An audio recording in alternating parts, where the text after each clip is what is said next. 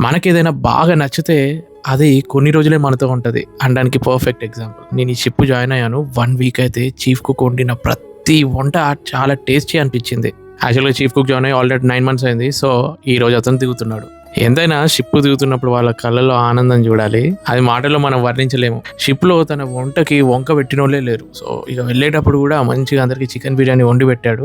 నేను తిన్న ప్రతిరోజు ఆయన దగ్గరికెళ్ళి చాలా బాగా చేసావు అని అన్నాను. ఇదే ఇంట్లో వాళ్ళకి కూడా చెప్తే ఎంత బాగుంటదా అని అనిపించేది నాకు. అంటే వాళ్ళు కూడా అంత కష్టపడతారు. మనం ఎప్పుడు చెప్పం కదా చాలా బాగా చేసావని. సో, ప్రతి సీమెన్‌కి 2 లైఫ్‌లు ఉంటాయి. ఒకటి షిప్‌లో, ఇంకొకటి ఇంట్లో. ఈరోజు మా షిప్ క్రూ అందరూ చాలా బాధలో ఉన్నారు. ఎందుకంటే ఈ షిప్‌లో ఇంతకుముందు చీఫ్ ఇంజినీర్ తెలుగు అతనే.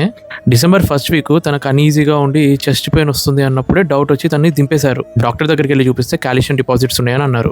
తను యాంజియోగ్రామ్ చేయించుకొని క్యూర్ అవుతారని అందరూ ఎక్స్పెక్ట్ చేశారు. కాకపోతే తను ఆయుర్వేదాన్ని నమ్ముకున్నాడు. ఆఖరికి నిన్న హార్ట్ స్ట్రోక్ వచ్చి చనిపోయారు. నిజంగా దేవుడు మనకి ఒక హింట్ ఇస్తాడు. అదే టైంకి మనం కరెక్ట్ వేలో వెళ్ళి మెడికేషన్ తీసుకొని ఆపరేషన్ చేయించుకుంటే ఇంత ఘోరం జరిగేది కాదు. అన్ని ఆయుర్వేద, హోమియోపతి తోటి నయం అవుతాయి అంటే పెద్ద పెద్ద హాస్పిటల్ ఎందుకు, డాక్టర్లు ఎందుకు? హార్ట్ రిలేటెడ్ ఇష్యూస్ ఏ ఉన్నా నెగ్లెక్ట్ చేయకుండా డాక్టర్ని కన్సల్ట్ అవ్వండి.